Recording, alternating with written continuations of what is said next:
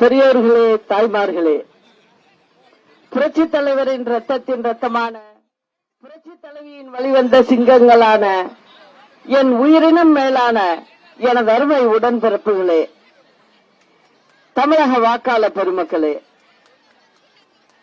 பல்லடம் சட்டமன்ற தொகுதி வாக்காளர் பெருமக்களே, உங்கள் அனைவருக்கும் முதற்கண் எனது நன்றியை தெரிவித்துக் கொள்கிறேன். இப்பொழுது இங்க தேர்தல் வந்திருக்கு தமிழ்நாட்டுக்கு. இந்த தேர்தல் பாத்தீங்கன்னா கட்சிகளுக்கு இடையே உள்ள தேர்தல்னு நீங்களாம் நினைப்பீங்க. ஆனா நான் அப்படி சொல்ல மாட்டேன். காரணம், இந்த தேர்தல் தமிழ்நாட்டு மக்களுக்கான தேர்தல். ஏன் அப்படி சொல்றேன் அப்படின்னு கேட்டீங்கன்னா, கிட்டத்தட்ட இந்த தமிழக அரசு 5 ஆண்டு காலம் ஆட்சி பண்ணிருக்கு. மக்களுக்கு ஏதாவது செஞ்சிருக்கா? ஒன்னும் செய்யல. உங்க வீட்டுல உள்ள பிள்ளைகளுக்கு வேலை வாய்ப்பு ஏதாவது ஏற்படுத்தி கொடுத்திருக்கா? இல்ல.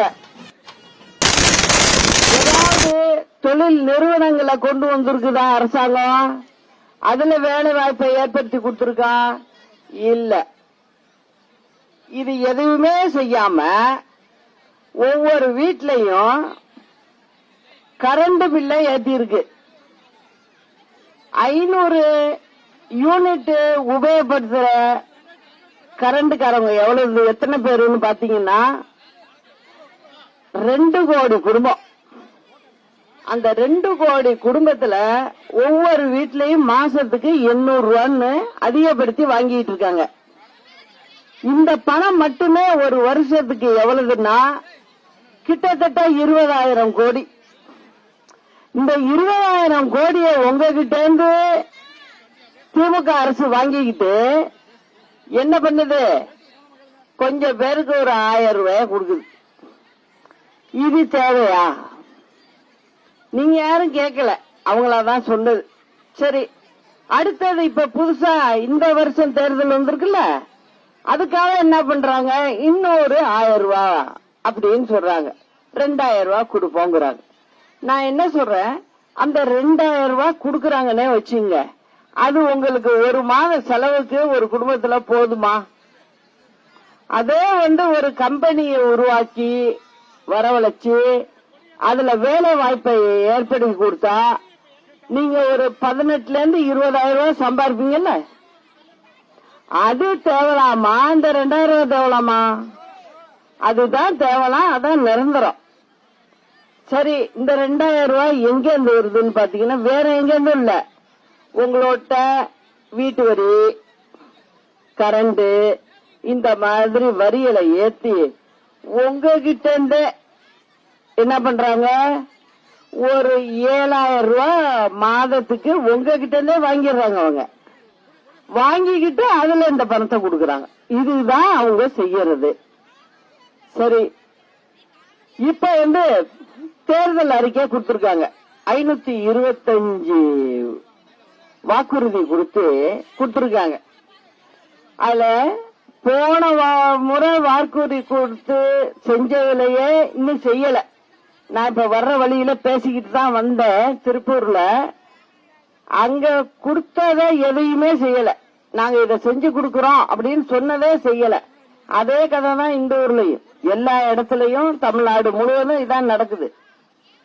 அதனால இப்ப அவங்க என்ன பண்றாங்க, எப்படியாவது ஏமாத்தி ஓட்ட போட வச்சிடணும், திருப்பி ஆட்சியில உட்கார்ந்துடணும். திருப்பி 5 வருடம் நீங்க எதுவுமே கேட்க முடியாது. ஆட்சியில உட்கார்ந்துட்டா போருமே, உங்களுக்கு வேற எதுவும் கேட்க முடியாது. அதுக்காக என்ன பண்றாங்க, டோக்கன் கொடுக்கறோம், 8,000 ரூபாய் தர்றோம் அப்படிங்கிறாங்க. இது ஒரு பக்கம் இவங்க எதிர்கட்சி. இன்னொன்னு துரோகத்துல ஒரு கட்சி ஒண்ணு இருக்கு. அது என்ன பண்ணுது, ஒரு ஃப்ரிட்ஜ் தர்றேன், அடுத்தது ஒரு 10,000 ரூபாய் கொடுக்குறேங்குது. இவங்க 2 பேரும் இவங்க அப்பா வீட்டு காசை கொடுக்கல. இவங்க 2 பேரும் ஏற்கனவே எப்படி கடன் வாங்கி ஒவ்வொருத்த தலையிலையும் 2 லட்சம் ரூபாய் கடனா வச்சிருக்காங்க பொதுமக்கள் தலையில. உங்க வீட்டுல ஒரு குழந்தை இன்னைக்கு பிறக்குதுன்னா கூட அதுவும் 2 லட்சம் ரூபாய் கடனோட தான் பிறக்குது. இதான் உண்மை. இப்ப இதெல்லாம் சொல்லி சரி சொல்றாங்க, திருப்பி கடன் வாங்குறதுக்கு தான். நான் என்ன கேக்குறேன், நீங்க எல்லாம் இங்க நிறைய தாய்மார்கள்லாம் இருக்கீங்க, நீங்க குடும்பம் நடத்திக்கிட்டு இருக்கீங்க வீட்டுல. அதுல கொஞ்சம் பெரிய அளவுல நடத்துறதுதான் அரசாங்கம், வேற ஒண்ணும் பெருசு இல்ல, எல்லாம் ஒண்ணுதான். ஆனா வருமானம் வரணும்ல ஒரு பக்கம். வருமானம் வந்தாதான் நம்ம செலவு பண்ண முடியும். வருமானத்தை பத்தியே பேச மாட்டாங்க. அவங்கள பொறுத்த வரைக்கும் வருமானத்தை பத்தியே பேசுறது இல்ல, செய்யறத மட்டும் சொல்றாங்க. அப்ப இதுலயே போய் சொல்றாங்கன்னு புரியுது. இதெல்லாம் பார்த்துட்டு தான் நான் என்ன பண்ணேன், சரி நம்ம இந்த மாதிரி பொய்யெல்லாம் சொல்லி வாக்குறுதி எல்லாம் கொடுக்க கூடாது. நம்ம இன்னைக்கு அரசாங்க நிதிநிலையில எப்படி தத்தளிச்சுக்கிட்டு இருக்கு, அதாவது ஒரு கப்பல் எந்த பக்கம் போறதுன்னு தெரியாம திசை மாறி போயிட்டு அது கடல்ல எப்படி தத்தளிக்குமோ அந்த மாதிரி தான் இன்னைக்கு தமிழக அரசாங்கம் இருக்கு. இதை நம்ம எப்படியாவது காப்பாத்தி ஆகணும், தமிழ்நாட்டில் உள்ள 8 கோடி மக்களை காப்பாற்றணும் அப்படிங்கறத வச்சுதான் நான் புறப்பட்டதே. ஏன்னா நான் அம்மாவோட 15 வருடம் ஆட்சி எப்படி அமைச்சாங்க, எப்படி நடத்தினாங்கிறது எனக்கு முழுசா தெரியும். பொதுவாகவே பாத்தீங்கன்னா பெண்கள் நல்லாவே கத்துக்குவோம். அதனால இது நம்ம இறங்கினாதான் சரியா வரும் அப்படின்னு சொல்லிதான் நான் வந்திருக்கேன். இப்ப நான் வர்ற வழியெல்லாம் பாத்துக்கிட்டு வந்தேன். எல்லா பெண்களும் என்ன சொல்றாங்க, வேலை இல்ல வேலை இல்ல, படிச்ச பிள்ளைகளுக்கு வேலை இல்ல, கஷ்டப்படுறோம் அப்படின்னு சொல்றாங்க. தொழில்கள் ஒண்ணும் இல்ல, எங்கேயாவது வேலை வாய்ப்பை தேடி போலான்னா அதுக்கும் வழி இல்ல அப்படின்னு சொல்றாங்க. அதெல்லாம் பார்த்தது நம்ம மக்களுக்காக இருக்கோம், மக்களுக்கு ஏதாவது செய்ய முடியுங்கிறத நம்ம சொல்லி ஆகணும்னு சொல்லிதான் நம்ம நேத்து தேர்தல் அறிக்கையை வெளியிட்டோம். அதுல ஒரு 60 நான் சொல்லியிருக்கேன். அவங்க சொல்லியிருக்கிறது எத்தனை, 525. அது ஏன் அந்த மாதிரி சொல்றாங்க அப்படின்னா இன்னொரு விஷயமும் இருக்கு. நிறைய கொடுத்தீங்கன்னா நீங்க எதை ஞாபகம் வச்சுக்குவீங்க, வச்சுக்கவே மாட்டோம். அது ஒரு காரணம். அவங்க பொய் சொல்றதுக்கு நிறைய கொடுக்கறாங்க.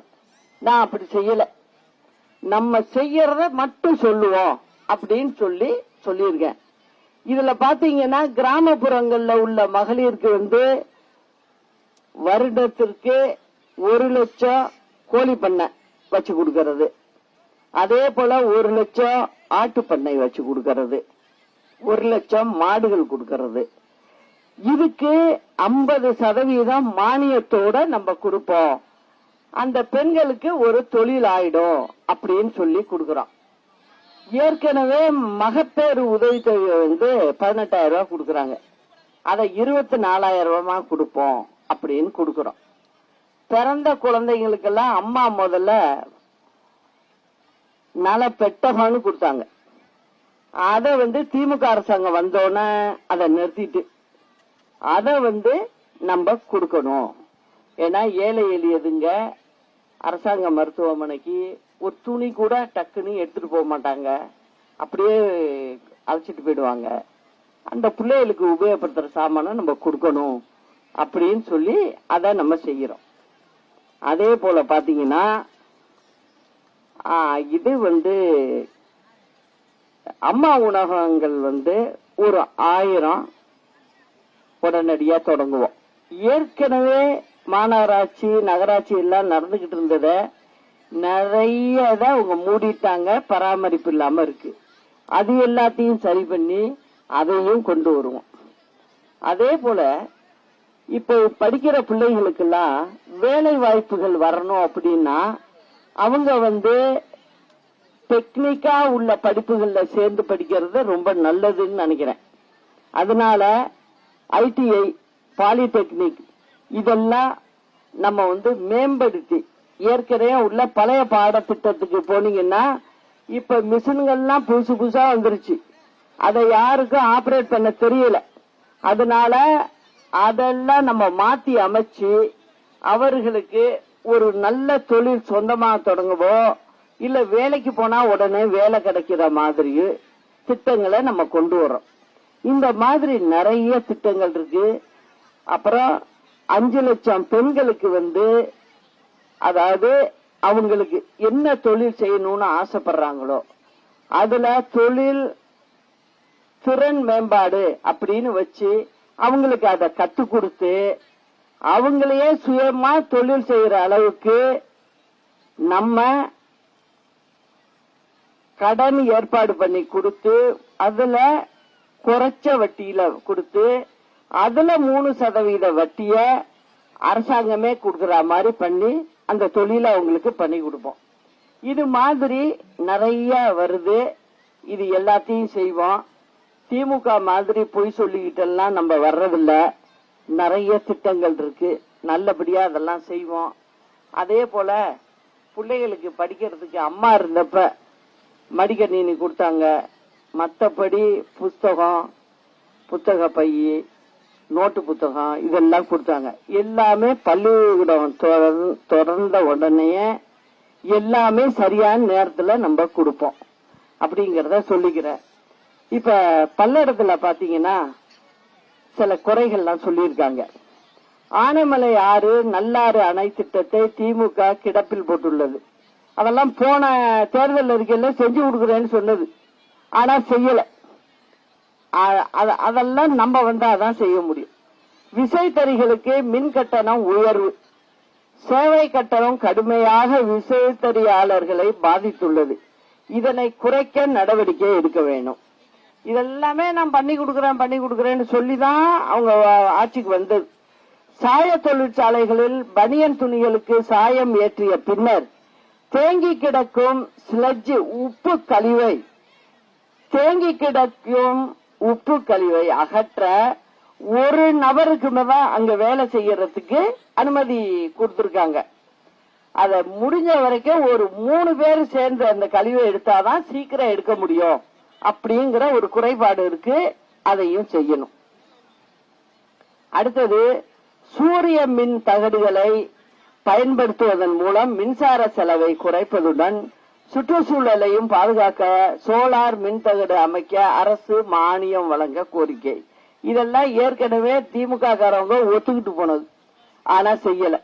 பல்லடம் அருகே உள்ள சிறிய கவுண்டம்பாளையத்தில் 11 கோடி ரூபாய் மதிப்பீட்டில் கோழி இன ஆராய்ச்சி மையம் அமைக்கப்பட்ட நிலையில் போதிய டாக்டர்கள், மருத்துவ ஆய்வக உதவியாளர், காவலர் இல்லாததாலும் இயந்திரங்கள் இல்லாததால் பூட்டப்பட்டுள்ளது.